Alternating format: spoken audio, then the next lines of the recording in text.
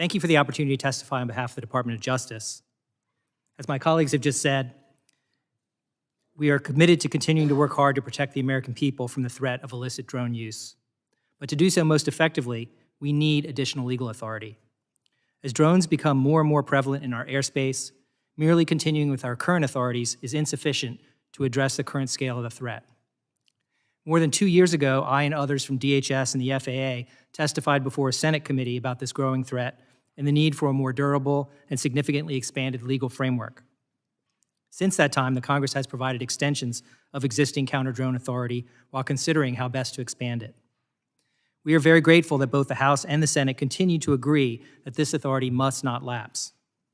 The Department is eager to share with you the lessons gained from our experience to help reach consensus about how much and in what way to expand the existing law.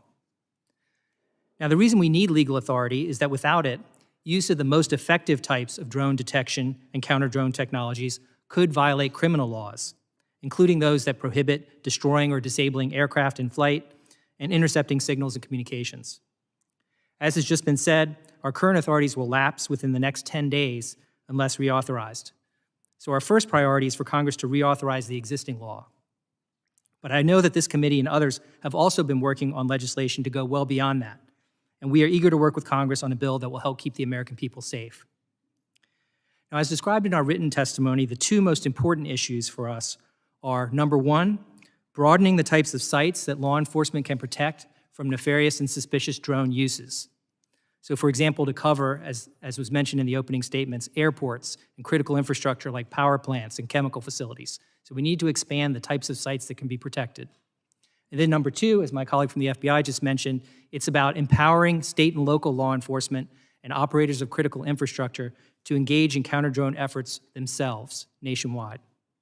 This is not a job the federal government can do alone. The FBI can only cover a tiny fraction, less than half of 1%, of the tens of thousands of events throughout the country each year that might need counter-drone support to protect public safety. So the demand for protection across the country just vastly exceeds available federal resources.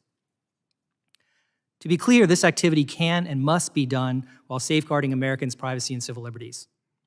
The technologies that we employ typically detect only communications being passed between the operator's controller and the drone to detect its activities, to direct its activities.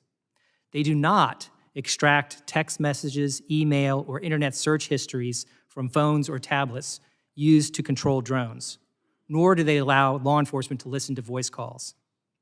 We collect information such as the drone vendor and model, the drone and controlling device serial number, the geolocation of the drone, the location of the controller, and the most recent takeoff and home location. This is very much like the information required to be broadcast by manned aircraft, and which is now required under FAA's remote ID regulation to be broadcast by drones as well. And we use this information to further investigate when a crime involving a drone is suspected. As required in current law, DOJ would continue to have guidance that contains explicit protections for privacy and civil liberties and associated training. And state and local law enforcement, if empowered to engage in this activity, would be required to adhere to the same rules. I appreciate the opportunity to testify today and be happy to answer your questions.